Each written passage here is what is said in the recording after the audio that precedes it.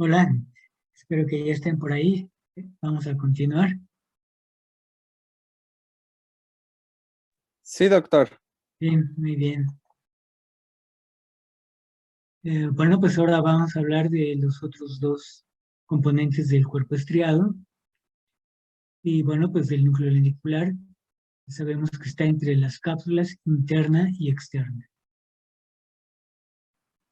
En este dibujo, que bueno, es una representación del corte anatómico que ya hemos visto, donde identificamos al núcleo lenticular aquí con su forma triangular.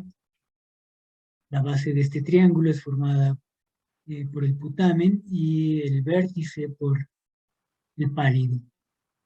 Entre los dos vemos a la lámina medular lateral. Aquí no vemos eh, en esta resolución la lámina medular medial. Entonces lo que notamos es que el núcleo lenticular está entre la cápsula interna, que es esto, es decir, el brazo anterior, la rodilla, el brazo posterior, y en esta parte identificamos la cápsula externa. Entonces esta es una forma rápida de identificar las relaciones del núcleo lenticular. En el dibujo, donde están en tono azul los componentes del cuerpo estriado, vemos aquí la cápsula interna, el brazo anterior, el brazo posterior y la rodilla. Y el núcleo lenticular está dividido en putamen, pálido externo, pálido interno, y vemos que está limitado medialmente por el brazo, bueno, por la cápsula interna y lateralmente por la cápsula externa. La cápsula externa, que es la que está colocada entre el putamen y el claustro. Aquí vemos el claustro también. Mientras tanto, el núcleo caudado tiene forma como de una C, aquí lo vemos en su vista lateral, y también habíamos identificado ya la característica forma del núcleo caudado localizado en la concavidad del ventrículo lateral.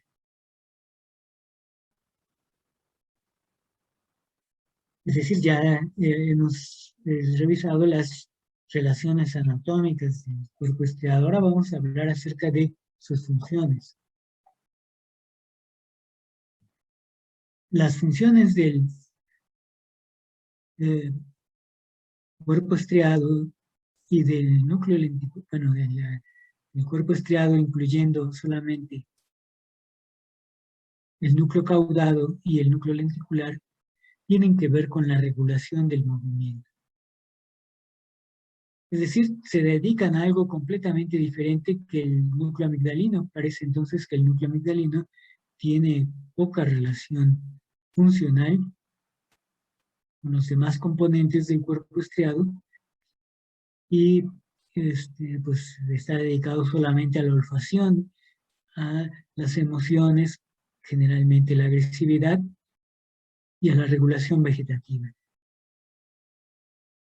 Mientras que el pálido, o sea, el paleoestriado, y el núcleo caudado y el putamen, o sea, el neoestriado, están relacionados con la regulación del movimiento. La regulación del movimiento depende de lo que se conoce como la vía directa y la vía indirecta. Según aquí tenemos, la vía directa es la que inicia el movimiento y la indirecta la que inhibe el movimiento, es decir, lo detiene una vez que se ha iniciado, o bien evita que ocurran movimientos cuando debemos estar en reposo. Y notamos que las conexiones del cuerpo estriado son una manera de un circuito. Y de acuerdo a lo que tenemos aquí, se representa con estas neuronas en rojo, las que son excitatorias, son neuronas glutamatérgicas, y las azules son neuronas inhibitorias, son GABAérgicas. Entonces vemos que tanto las neuronas del neoestriado como las del paleoestriado son inhibitorias. Todo el neoestriado y paleoestriado incluye únicamente neuronas inhibitorias.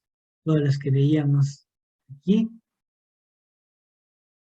putamen, pálido, núcleo caudado, todas son neuronas inhibitorias únicamente. Y organizan estos circuitos con la corteza cerebral y el tálamo. Antes había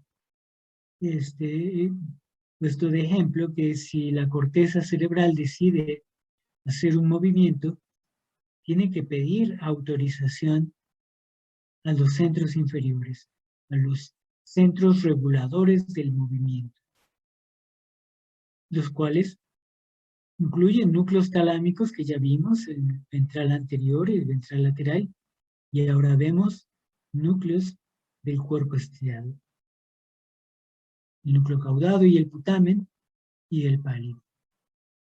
Entonces la corteza cerebral, la forma en que pide permiso para ejecutar un movimiento es que desde las áreas motoras de la corteza cerebral, localizadas principalmente en el lóbulo frontal, descarga impulsos hacia el neoestriado. En este ejemplo aparece hacia el putamen, pero quien más recibe impulsos es el núcleo caudado, precisamente por su forma.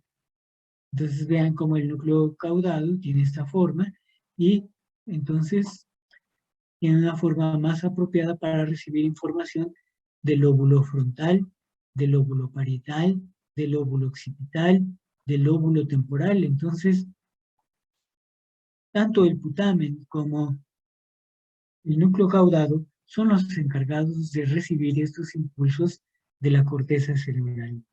Principalmente son de las áreas motoras, pero otras áreas más descargan hacia el neoestriado. Y decimos de esta manera que el neoestriado es la parte aferente del cuerpo estriado, porque es la que está recibiendo los impulsos.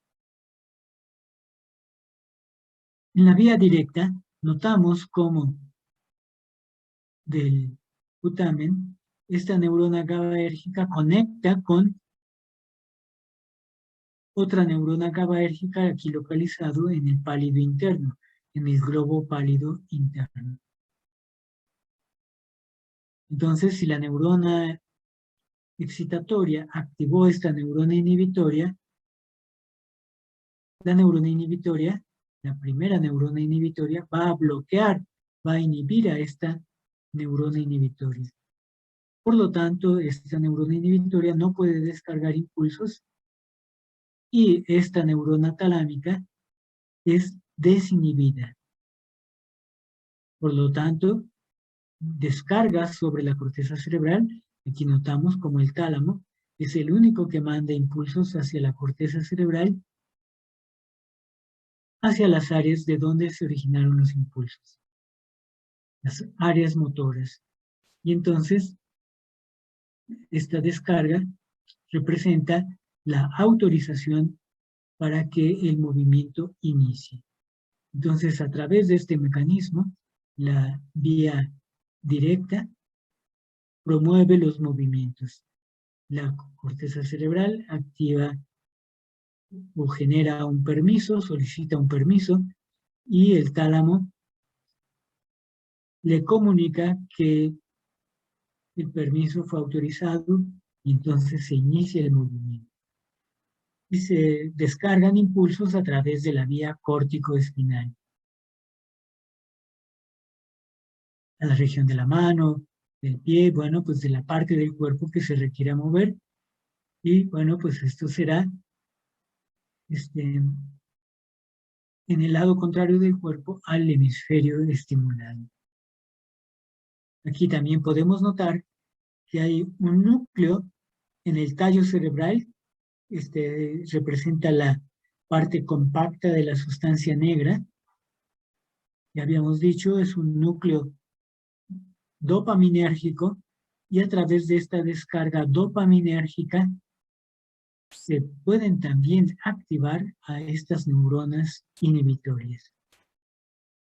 Y por ello que mencionamos que la sustancia negra es un centro regulador del movimiento. La destrucción de la sustancia negra va a provocar que estas influencias disminuyan. Entonces, si hay menos actividad en la sustancia negra, se va a promover menos el inicio de los movimientos y por ello que una de las manifestaciones de la enfermedad de Parkinson, que es el trastorno que ocurre por la lesión de la sustancia negra, sea la asinesia. Las personas prácticamente no se mueven. Así como las vimos en la mañana al regresar, pues siguen sentadas en la misma posición, no presentan una tendencia al movimiento. Hay bradicinesia o asinesia. Bradicinesia es que los movimientos sean muy lentos. En el otro lado se representa a la vía indirecta. Las vías son bilaterales, pero aquí, solamente por claridad, en el lado izquierdo se representó la vía directa y aquí vamos a hablar de la vía indirecta. Esta vía es indirecta porque entre las conexiones del pálido y el tálamo hay un intermediario que es el núcleo subtalámico. Entonces, en esta vía indirecta hay una desviación hacia el núcleo subtalámico. El núcleo subtalámico es un centro regulador del movimiento. Incluso vimos una paciente con hemibalismo, una paciente que tenía movimientos continuos de su extremidad porque no podía detener el movimiento, que es la función de la vía indirecta. Entonces aquí la corteza cerebral descarga sobre el neoestriado con la finalidad de detener un movimiento y pues este proceso requiere entonces conectar ahora con una neurona inhibitoria del pálido externo, la cual debe de inhibir al núcleo subtalámico. ¿Sí? Entonces, si esta neurona, la del neoestriado, inhibe a esta que vemos aquí, entonces, pues esta neurona no puede inhibir al núcleo subtalámico. El núcleo subtalámico, que es un núcleo glutamatérgico, descarga y activa a esta neurona del pálido y el pálido interno inhibe la neurona talámica y por lo tanto ya no puede promover el movimiento en la corteza cerebral. Y así se detiene el movimiento o se evitan movimientos cuando estamos en reposo.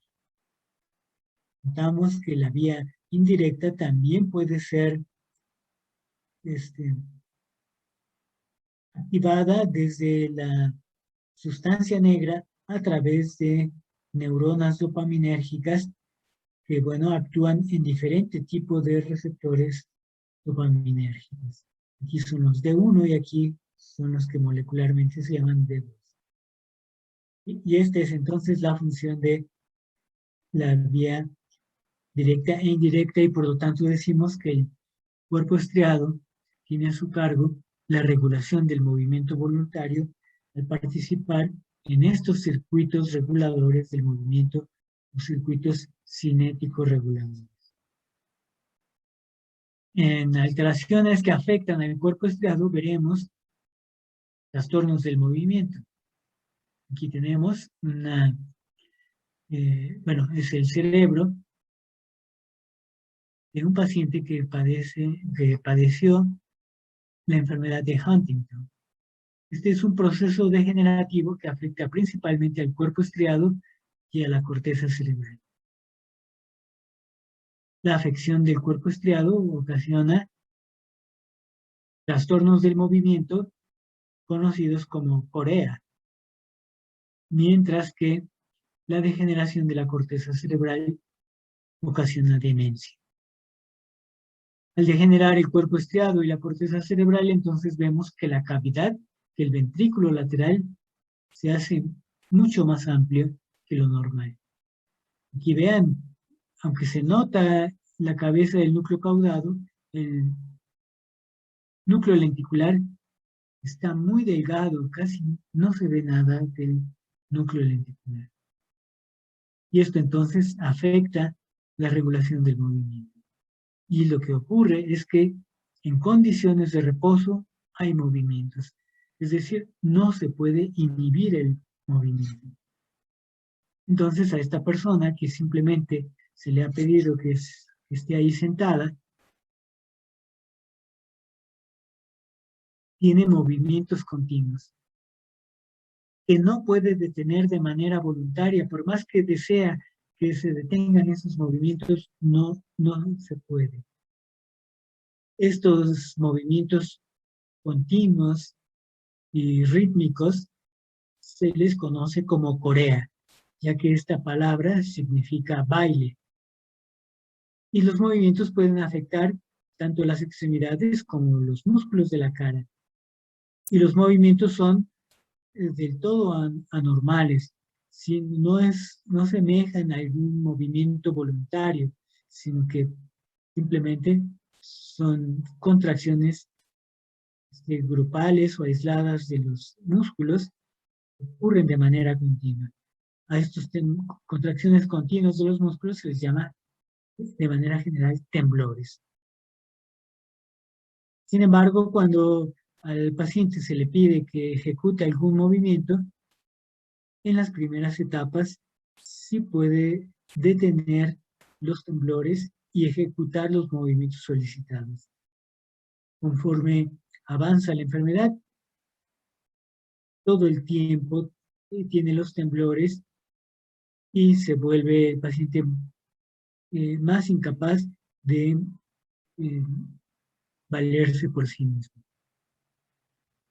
Aquí en el otro lado tenemos otro trastorno del movimiento. Los trastornos del movimiento se conocen como disinesias y esta otra disinesia se llama enfermedad de Parkinson. Y aquí se está comparando dos cortes del mesencéfalo, el de una persona que murió con enfermedad de Parkinson y el que murió por otra causa.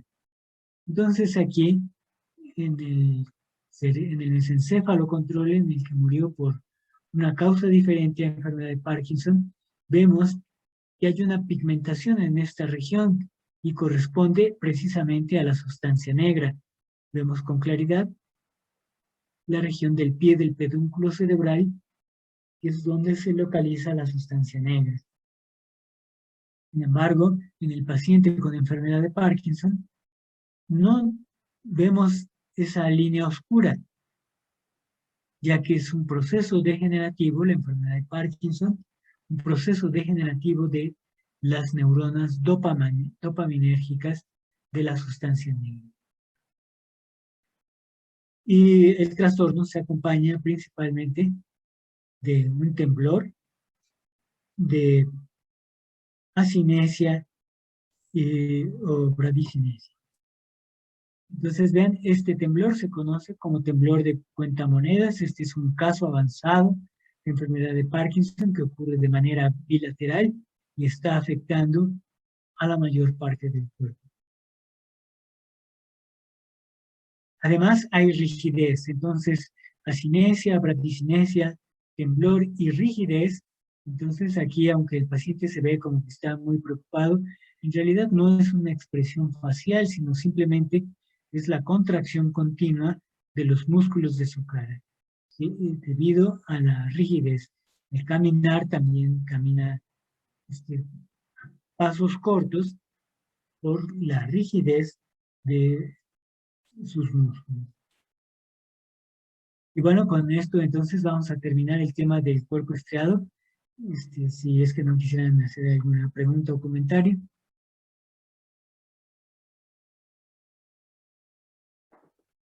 Bueno, continuaremos con el tema de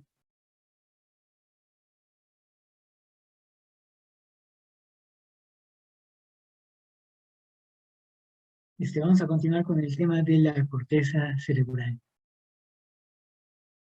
Mm.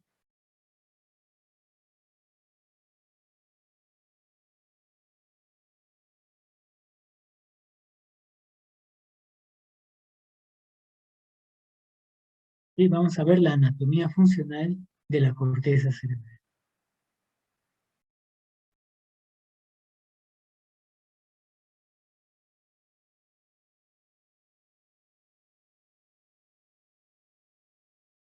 Entonces, le llamamos corteza cerebral al tejido que cubre los hemisferios cerebrales. Que sabemos es de color gris y esto se debe a la presencia de cuerpos neuronales. Entonces, para estudiar la corteza cerebral, primero estudiaremos las características de los hemisferios cerebrales. Y para ello hablaremos de sus caras, de sus lóbulos, los surcos, los giros y por último de las áreas funcionales. Para comenzar, entonces, aquí tenemos un dibujo que representa los hemisferios cerebrales vistos a través del cráneo. Entonces está el dibujo de una cara y en el interior vemos la cavidad craneal, donde están los dos hemisferios representados de manera sencilla, el hemisferio izquierdo y el hemisferio derecho. Están separados por la fisura interhemisférica, pero están unidos por el cuerpo calloso. Se les distinguen tres caras. Una cara está cubierta por la bóveda del cráneo. Esta cara se llama cara dorsolateral o simplemente cara lateral. La otra cara es la que descansa en la base del cráneo. ¿Sí? Entonces aquí el lóbulo frontal descansa en el piso de la fosa craneal anterior, el lóbulo temporal en la fosa media, mientras que el lóbulo occipital tiene una cara inferior o cara basal que descansa en la tienda del cerebelo. La tercera cara es la cara medial, que es la más difícil de ver porque es la que está dirigida hacia el otro hemisferio. Y como están unidos por el cuerpo calloso, entonces solamente podremos descubrir con facilidad pues esta pequeña región que está por arriba del cuerpo calloso. Entonces, habitualmente para estudiar la cara medial tenemos que cortar el cuerpo calloso y todas las estructuras de la línea media y separamos a los hemisferios cerebrales y entonces podremos estudiar claramente la cara medial de los hemisferios cerebrales. Esta cara entonces es una superficie plana, ya que está dirigida hacia la del lado contrario.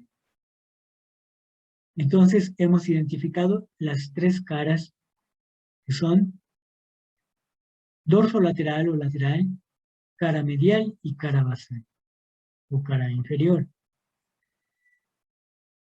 En primer lugar tenemos aquí la cara dorsolateral. La cara dorsolateral del hemisferio cerebral izquierdo. Entonces aquí está el polo frontal y este es el polo occipital, el cual reconocemos por la localización del cerebelo y vemos la fisura cerebral transversa donde se coloca la tienda del cerebelo. En la parte anterior vemos el puente y la médula oblongada. Entonces, esta es la cara dorsolateral, esta es la cara cubierta por la bóveda del cráneo. Es una superficie curva en todo su recorrido, en esta región que estamos viendo directamente, todo esto es curvo. La curvatura periférica se llega a conocer como la convexidad del cerebro. Su aspecto gris, vemos, es atravesado por una gran cantidad de surcos, y entre cada par de surcos las regiones se llaman giros. Los surcos y giros que tiene cada hemisferio cerebral son como una huella digital, o sea, son variables en todas las personas. Incluso los surcos y giros que hay en el hemisferio izquierdo pueden ser diferentes de los que hay en el lado derecho. Notamos aquí que, que es la parte anterior del hemisferio cerebral, es a la que se le conoce como el lóbulo frontal. Y la otra cosa que tenemos que estudiar son los lóbulos. Entonces, este es el lóbulo frontal, el que está hacia la parte anterior, mientras que está en la parte posterior es el lóbulo occipital. El que está en la parte inferior es el lóbulo temporal. En la porción superior, el lóbulo parietal. Para diferenciarlos con más precisión, se llega a usar como referencia los surcos. Y entre los surcos más constantes son precisamente los que ayudan a separar a estos lóbulos. Entre surcos más constantes me refiero a aquellos que son más comunes entre todos los cerebros. Aquí podemos ver uno de ellos, es un surco profundo, muy notable, se le conoce como el surco lateral. Si ese surco lo habíamos visto, es el que está teniendo en el fondo al lóbulo de la ínsula, el cual no vemos desde aquí. Pero este es el surco lateral y nos ayuda para separar lo que queda hacia abajo, le llamamos lóbulo temporal. Entonces el lóbulo temporal es el que está abajo del surco lateral, y queda hacia arriba el lóbulo frontal y el lóbulo parietal. Ahora vamos a identificar aquí otro de los surcos más comunes, es este que está aquí, se conoce como el surco central. Entonces, el surco central se encarga de dividir al lóbulo frontal del lóbulo parietal. Y en esta vista no tenemos una clara división entre el lóbulo occipital y el lóbulo parietal hacia adelante y arriba, y el lóbulo temporal hacia adelante y abajo. Entonces, algo que tenemos que hacer es distinguir estos 4 lóbulos superficiales y también el lóbulo profundo, que es el lóbulo de la ínsula. Pero aquí no lo vemos. Más detalles que tenemos que saber son los surcos y los giros. Ya comenzamos indicando 2 surcos, el surco lateral y el surco central. Pero todavía hay muchos más surcos, pero pues no conviene ponerle nombre a algunos surcos si no van a estar presentes en todos los cerebros. Entonces los surcos y giros que están delimitando llegan a ser variables. Sin embargo, todos ellos se tratan de ajustar a un patrón que vamos a indicar aquí y que es el más frecuente hasta en un 25%. Es decir, hasta un 25% de los cerebros llegan a tener los surcos y giros que vamos a indicar a continuación.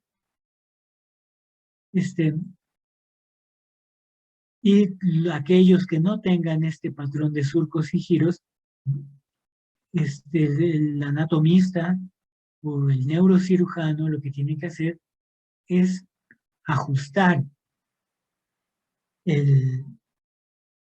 la anatomía del cerebro que está viendo con el patrón general que escribiremos. Antes de hacerlo, aquí tenemos la cara medial del hemisferio cerebral. Bueno, este debe ser el derecho.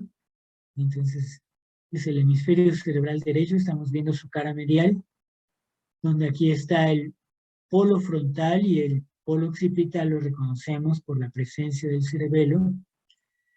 Y vemos la superficie aplanada de la cara medial del hemisferio cerebral. Estamos identificando en el polo frontal al lóbulo frontal, aquí al lóbulo parietal y en la parte posterior al lóbulo occipital. La superficie medial del lóbulo temporal casi no la reconocemos cuando se conserva el tallo cerebral y el cerebelo. Entonces, por estar presentes estos, no vemos por completo la cara medial del lóbulo temporal. Y además vemos, no está aplanada como esta superficie, ya que el lóbulo temporal está localizado un poco más lateralmente. Entonces, aquí, pues además de los lóbulos, podemos reconocer varios surcos, algunos de ellos, de los más comunes, bueno, pues son vean, es un surco que sigue la curvatura del cuerpo calloso, aquí está el cuerpo calloso, y entonces a cierta distancia, siguiendo la curvatura del cuerpo calloso, viene este surco. Se le conoce como el surco del cíngulo.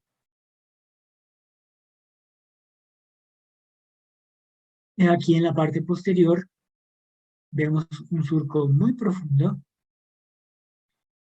Está entre el lóbulo parietal y el lóbulo occipital, y por ello se le llama el surco parieto-occipital. Este surco está emergiendo aquí en la convexidad del cerebro y pocas veces se continúa en la cara dorsolateral. Es decir, esta es la convexidad del cerebro y aquí tenemos la convexidad del cerebro. Entonces, al llegar a este borde, lo que estamos viendo en la cara dorsolateral se va a continuar en la cara medial, pero el surco que aquí aparece, notamos que no se ve aquí en la cara dorsolateral. Entonces, por ello es que no vemos ningún límite preciso entre el lóbulo occipital y el lóbulo parietal aquí en la cara dorsolateral. Pero en la cara medial el límite, noten, es bastante preciso.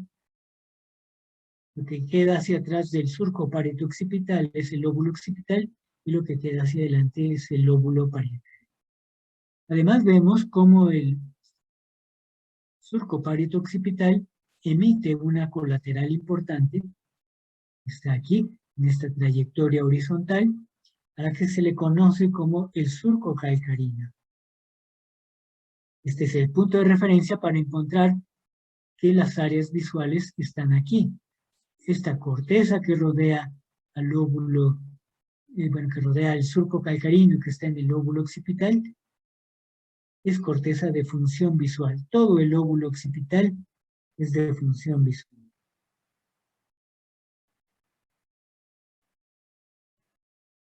Y la cara basal de los hemisferios cerebrales aquí aparece.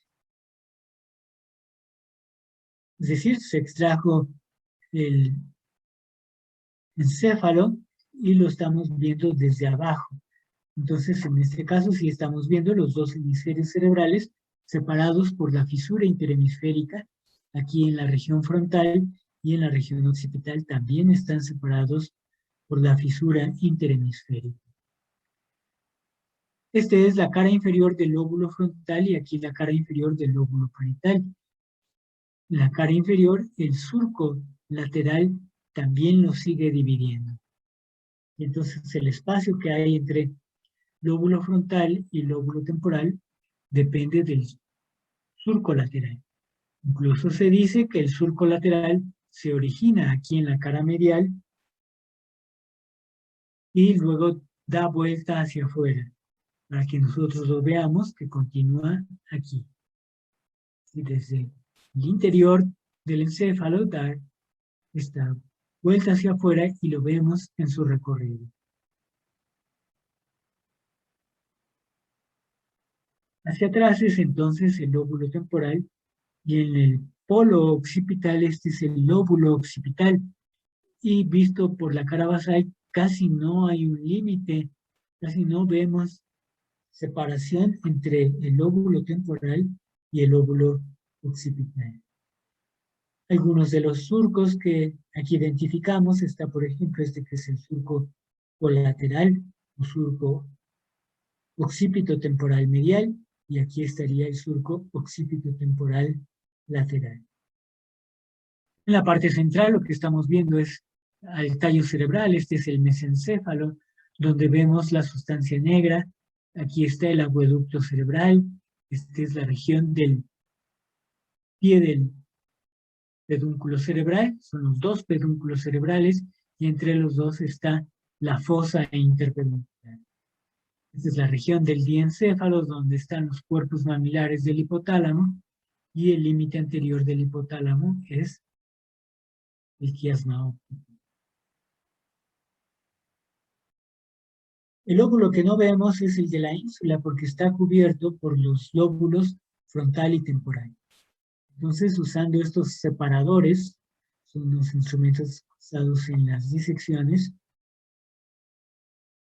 notamos cómo se levanta el lóbulo frontal y aquí se baja el lóbulo temporal, y en el fondo lo que está en verde representa al lóbulo de la ínsula, el cual también tiene sus surcos y giros. Simplemente les llamaremos surcos y giros insulares. Pero vean cómo es una región amplia de corteza cerebral.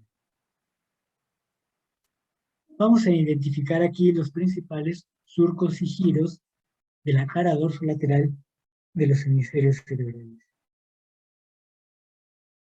¿Sí? Entonces, este es un dibujo del hemisferio cerebral izquierdo, donde este es el polo frontal y este es el polo occipital. Y bueno, no están representados la mayoría de los surcos y giros, solamente están los que sirven de referencia. El sistema de surcos y giros al cual se les debe adaptar cualquier cerebro que veamos. Entonces, en primer lugar tenemos que el hemisferio cerebral se separa en lóbulos y los tenemos de distinto color aquí, el frontal, parietal, occipital y temporal. La forma precisa como los separamos es así.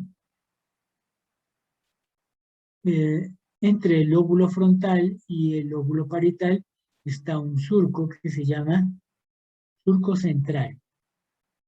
Notamos que el surco central se llama así porque se origina más o menos de la parte central de la convexidad del cerebro. Todo esto, todo el borde es la convexidad del cerebro. Entonces, en su parte central emite un surco que se dirige hacia adelante y hacia abajo. Describe más o menos 3 curvaturas y antes de alcanzar el surco lateral, termina. Entonces, aunque la división no fue completa, se separan con claridad al lóbulo frontal del lóbulo parietal.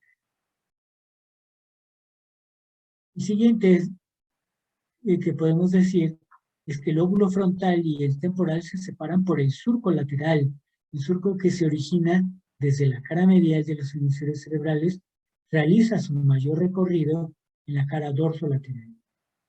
Entonces, el surco lateral aquí en la cara dorsolateral se extiende hacia atrás y ligeramente hacia arriba y termina más o menos después de pasar el centro del hemisferio cerebral. Termina en forma ciega, como aquí tenemos, es decir, sin continuar. Cerca de su aparición aquí en la cara dorsolateral está emitiendo 2 ramas llamadas la rama horizontal y la rama vertical, ramas del surco lateral.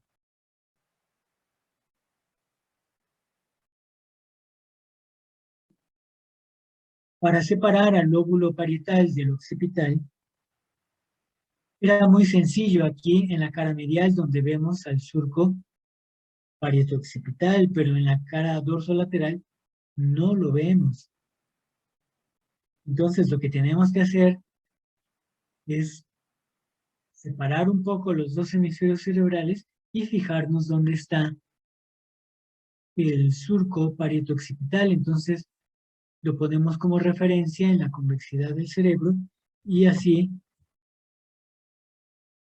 más o menos, estaría en este punto el surco parieto-occipital.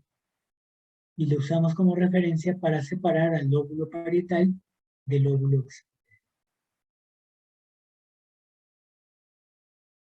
Pero no vemos una clara separación entre el lóbulo parietal, temporal y occipital. Entonces tenemos que hacer lo siguiente. Si este es el borde superior del hemisferio cerebral, también llamado convexidad del cerebro, el que tenemos aquí se llama borde inferior del hemisferio cerebral. Todo este es el borde inferior. El borde inferior del hemisferio cerebral, habitualmente en esta zona, tiene una impresión. Una impresión es un detalle anatómico de una relación anatómica. Y la relación anatómica es que aquí está el vértice del peñasco del temporal. O bueno, mejor dicho, está el borde superior del peñasco del temporal. Es decir, el límite entre la fosa media y la fosa posterior. Y es un borde. En fotografías alcanzamos a notar cómo estaba bien marcado ese borde superior del peñasco del temporal. Y este borde afilado provoca una impresión, es decir, una marca aquí en el borde inferior del hemisferio cerebral. Y entonces el anatomista va a trazar una línea recta desde esa muesca, desde esa impresión, hasta el lugar donde debería ubicarse el surco parieto-occipital. Es una línea recta, sin embargo, como la superficie del hemisferio cerebral es curva, entonces deberá tener al final de cuentas una trayectoria curva. Y así alcanzamos a separar por detrás de esta línea imaginaria que se extiende desde la muesca preoccipital, como se le llama a este detalle anatómico, ¿sí? Esta es la muesca preoccipital, hasta el punto donde se ubicaría el surco parieto-occipital. Entonces, lo que queda por detrás de esa línea imaginaria se llama lóbulo occipital.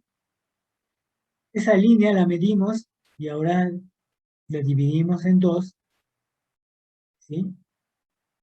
Y extendemos una línea recta desde la mitad del brazo imaginario que acabamos de indicar hasta el extremo posterior del surco lateral y así se separan formalmente el lóbulo parietal del lóbulo temporal. Ya que tenemos divididos los 4 lóbulos superficiales, vamos a indicar cuáles son los principales surcos y giros para cada uno de ellos. En el lóbulo frontal vemos 3 surcos más importantes, que son el surco precentral, ya que es más o menos paralelo al surco central que ya habíamos indicado, es el que separa los dos lóbulos. Entonces aquí está el surco precentral. El surco precentral emite 2 colaterales que son más o menos paralelas a la convexidad del cerebro y se les conoce como el surco frontal superior y el surco frontal inferior. Entonces, pues de los muchos surcos y giros que vemos aquí tiene el hemisferio cerebral, a final de cuentas, solo estos 3 surcos se consideran los más relevantes. Surco precentral, surco frontal superior, surco frontal inferior. Y estos 3 surcos van a dividir en 4 giros al lóbulo frontal. llamados el giro precentral y los giros frontales superior, medio e inferior. ¿Sí? Son los giros precentral, frontal superior, frontal medio y frontal inferior. Y además notamos como el giro frontal inferior contiene las ramas del surco lateral. Por lo que estas ramas del surco lateral dividen en 3 porciones al giro frontal inferior. Se les conoce como la porción orbitaria, porque dense cuenta, esta parte del lóbulo frontal es la que está en el techo de la órbita. A esta se le llama la porción triangular por su forma, y aquí está el opérculo. La parte posterior, la rama vertical del surco lateral, este es el opérculo. Opérculo significa tapa. Bueno, pues no se ve una relación clara con su nombre y este lóbulo. Entonces, los 3 surcos más importantes del lóbulo frontal dividieron en 4 giros a este lóbulo, son el giro precentral y los giros frontales superior, medio e inferior. Y el inferior se dividió en 3 regiones: orbitaria, triangular y opercular. Vamos a pasar al lóbulo parietal. En el lóbulo parietal tenemos una región que es común con el lóbulo temporal y el lóbulo occipital, y esta región se llama encrucijada. La encrucijada parieto-temporo-occipital.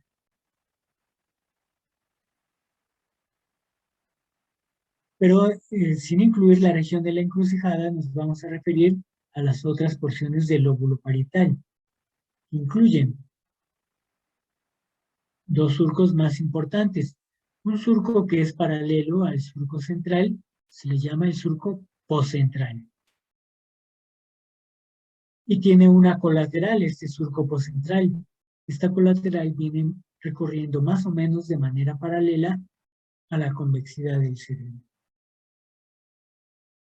Se le conoce como el surco intraparietal y a este como el surco poscentral. Aquí era surco central, surco precentral, y ahora vemos aquí el surco poscentral y surco lateral, ¿sí?, llamada el surco intraparietal, que podría extenderse hasta el lóbulo occipital. Estos 2 surcos dividen en 3 giros o regiones al lóbulo parietal y se les conoce como el giro precentral aquí, más bien el giro poscentral. Precentral era este de aquí. Este es el giro poscentral, y a estos se les llama lobulillos. Lobulillo parietal inferior y lobulillo parietal superior.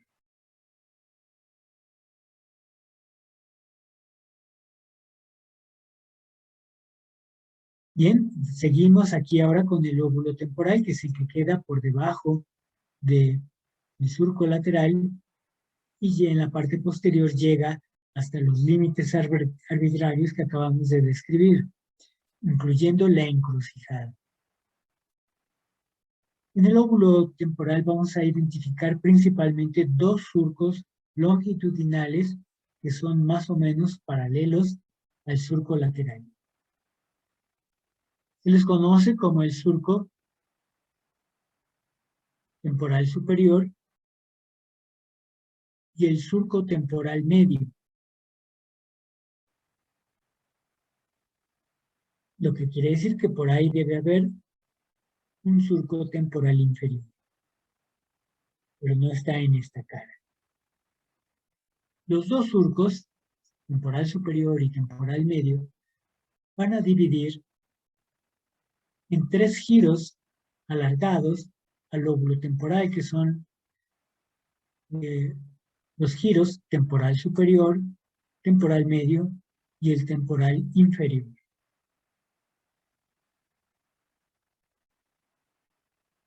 Vemos cómo el giro temporal superior y temporal medio en su parte posterior terminan en una región que tiene forma como de un codo, ¿sí? Y que corresponde a la región de la encrucijada. Esta parte curva, como codo estoy diciendo, se le conoce como el giro angular. Y podemos decir que pertenece a los tres lóbulos: parietal, temporal y occipital. Y además vemos como arriba del giro angular está otro que se conoce como el giro supramarginal. Y ellos son entonces la región de la encrucijada. En cuanto al lóbulo occipital, pues como lo vemos en la fotografía, sí tiene varios surcos y giros, pero estos varios surcos y giros son de los más variados. Entonces, determinar un surco occipital de relevancia no es algo que no se acostumbra. Y simplemente les vamos a llamar surcos y giros occipitales, los que vemos aquí en la cara dorsolateral. Y bueno, vemos que los surcos y giros occipitales también son poco relevantes. Aquí, bueno, no es que no sean relevantes, sino que son muy variables y por ello que solamente se les va a describir de manera general como surcos y giros occipitales. Y aquí solamente se incluyen dos surcos occipitales y, bueno, pues las regiones entre ellas son llamadas giros occipitales. Ahora vemos aquí en la cara medial. Bueno, en esta cara ahora está el hemisferio cerebral izquierdo dirigido aquí su polo frontal y aquí el polo occipital. Entonces, en la cara medial reconoceremos, como ya lo habíamos hecho, el lóbulo frontal, el lóbulo parietal, el occipital y el temporal.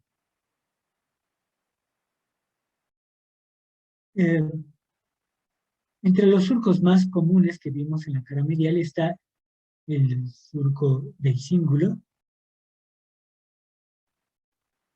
que tiene una colateral llamada el surco paramediano. Entonces, el surco del cíngulo es una canaladura que rodea la curvatura del cuerpo calloso y emite una colateral llamada el surco paracentral, un poco por delante del surco central que también vemos aquí. Y el surco central, cuyo principal recorrido es en la cara dorsolateral, y aquí veíamos el surco central, aquí es más largo, más notable. En la cara medial es muy pequeño, solamente lo vemos cerca de la convexidad del cefiro. Sin embargo, se dice que este es el lugar donde se origina el surco central, y lo que queda por delante del surco central es el lóbulo frontal, y lo que queda por detrás es el lóbulo parietal, aunque aquí la división sea menos común. ¿Sí? Y bueno, pues este es el lóbulo parietal. El lóbulo parietal presenta la continuación del surco del cíngulo, y a veces este surco puede estar separado del surco del cíngulo. Esta parte puede estar separada del surco del cíngulo y se le puede llamar el surco subparietal. El límite entre el lóbulo parietal y el occipital la hemos visto que es el surco parieto occipital que tiene una colateral importante llamada surco calcarina. En la cara medial, la forma como vamos a distinguir entre el lóbulo occipital y el lóbulo temporal es por medio de una línea imaginaria que va desde la muesca preoccipital, es decir, desde la impresión del peñasco del temporal, hasta el extremo posterior del cuerpo calloso. Entonces, vemos que en el lóbulo temporal tiene dos surcos longitudinales, casi de la misma manera como estaba en la cara dorsolateral, tenía dos surcos longitudinales. Aquí eran el surco temporal superior y el surco temporal medio. Y en la cara medial reconocemos el surco temporal inferior. Y este. Entonces el surco temporal inferior aparece hasta la cara medial. Y luego vemos el surco colateral. Como lo habíamos dicho, aquí en la vista de la cara inferior, el surco colateral y cómo llega a ser continuo entre el lóbulo temporal y el lóbulo occipital.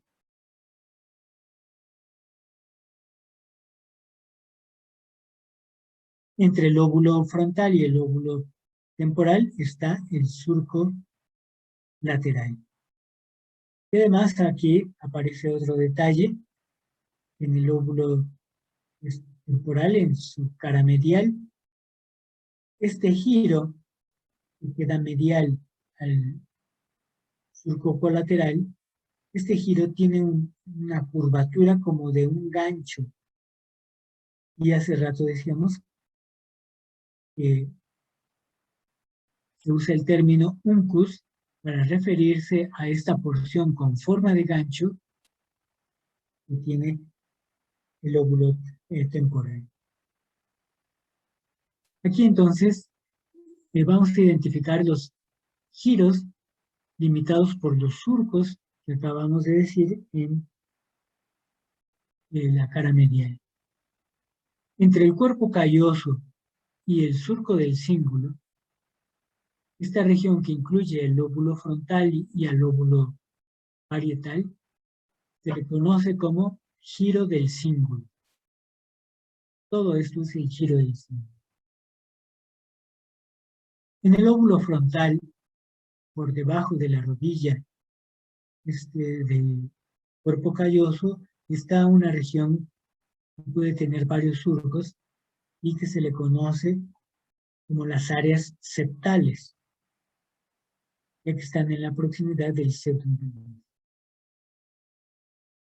Por fuera, por arriba del surco del cíngulo, esta región se llama el giro frontal medio, pero que es la continuación del giro frontal superior que aquí estamos viendo. Entonces en la cara dorsolateral se ve así, y al continuar a la cara medial se ve así. Este es entonces el giro frontal medial o giro frontal medio y equivale, después de pasar la convexidad del cerebro, al giro frontal superior. El giro frontal medial está limitado en la parte posterior por el surco paracentral y el surco paracentral es el límite anterior de una región que vemos aquí, conocida como lobulillo paracentral, limitada por esta colateral del surco del cíngulo y esta por el surco paracentral. Tenemos esta región es el lobulillo paracentral. Y vemos que su parte anterior pertenece al lóbulo frontal y la parte posterior al lóbulo parietal. Lo que queda por detrás del lobulillo paracentral ¿sí? Separado por este que a veces es llamado el surco marginal. Vemos que tiene forma cuadrilateral. Este lado lo forma la convexidad del cerebro, este lado lo forma el surco parieto-occipital, aquí el surco subparietal y aquí este que es el surco marginal. Y entonces, pues aquí queda delimitado esto que se llama el lobulillo cuadrilátero, y aquí ya habíamos dicho que es el giro del cíngulo que es continuo con el lóbulo frontal. Aquí el lobulillo central tiene una parte que pertenece al lóbulo parietal y otra al lóbulo frontal. Bueno, aquí ya nada más voy a terminar indicando que los giros que están en el lóbulo temporal incluyen el giro temporal superior, más bien giro temporal inferior, que es la continuación del que vemos aquí. Aquí vienen giros temporales superior, medio e inferior. Y el inferior de aquí se continúa en este lugar. Este se le llama lobulillo fusiforme. Y aquí está el giro parahipocampal, que es el que tiene la curvatura con la forma de gancho, el euncus. Entonces, también vemos que el giro temporal inferior y el este, este lobulillo que estamos viendo aquí, bueno, pues son continuos entre el lóbulo occipital y el lóbulo temporal. Y por ello se llega a usar una nomenclatura alterna. Se le puede llamar el surco occipitotemporal lateral. Y entonces los giros se les llama giro occipitotemporal lateral, giro occipitotemporal medial. Y entonces la nomenclatura más tradicional nos dice este es el surco temporal inferior y este es el surco colateral. Y aquí vemos tres giros del lóbulo temporal. Son el giro temporal inferior, el lobulillo fusiforme y el giro parahipocampal. La nomenclatura alterna nos dice giro occipitotemporal lateral, giro occipitotemporal medial y giro parahipocampal. Lo último que nos queda es que esta región que tiene forma de un triángulo entre el surco calcarino y, bueno, este es el surco calcarino más bien, y el surco parieto-occipital, y surco calcarino, este es llamado la cuña o lobulillo cuneiforme. Y bueno, pues aquí vamos a terminar esta clase. Mañana continuaremos viendo cómo se pueden reconocer en el cerebro de verdad los surcos y giros que acabamos de mencionar. Bueno, pues terminamos y nos vemos mañana. Muchas gracias, doctor. Mañana, gracias. Buenas noches. Gracias, profe. Buenas noches.